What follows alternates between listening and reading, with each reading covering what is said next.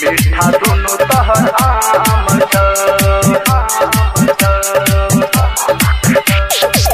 तोरा दुकान में है गे छौरी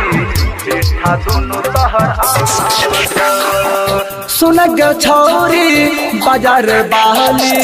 सुन गे छौरी बाजार बहली सुन गे छौरी बाजार बहली तोरा दुकान में लेबो खाली बोल हौले हौले गे तोरा दुकान में है गे छौरी मीठा दोनों तहर आम तोरा दुकान में है गे छौरी मीठा दोनों तहर आम तोरा दुकान में है गे छौरी मीठा दोनों तहर आम सुन गे छौरी बाजार बहली तोरा दुकान में लेबो खाली बोल हौले हौले गे तोरा दुकान में है गे छौरी मीठा दोनों तहर आम तोरा दुकान में है गे छौरी मीठा दोनों तहर आम तोरा दुकान में है गे छौरी मीठा दोनों तहर आम मीठा दोनों तहर आम मीठा दोनों तहर आम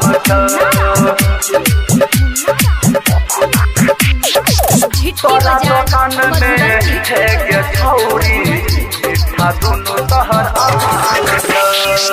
भोरे भोरे खोल दुकाना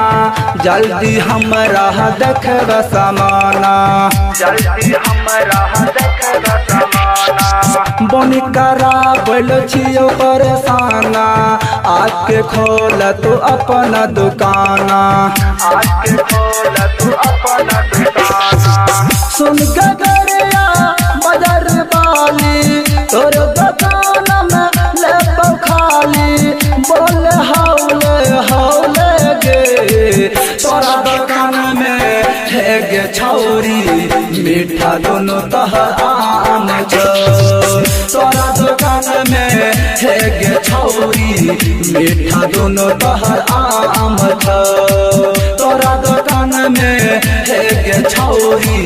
मीठा दोनों तहर आम मीठा दोनों तहर आम मीठा दोनों तहर आम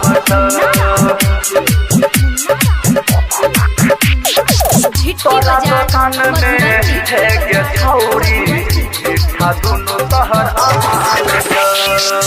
छटकी छटका बरकी बरका नैल बो छौरी तर तरका नैल बो छौरी तर तरका खाय में आबै छी जब माजा जब तक माल रहै छी ताजा जब तक माल रहै छी ताजा सुन के छौरी टिकला बाली तोर दुकान में लेबो खाली बोल हौले हौले गे तोरा दुकान में है गे छौरी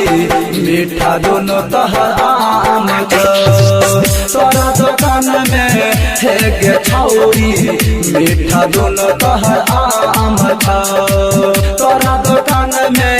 है गे छौरी मीठा दोनों तहर आम recording studio Raxaul Raghunathpur presented by JM Music।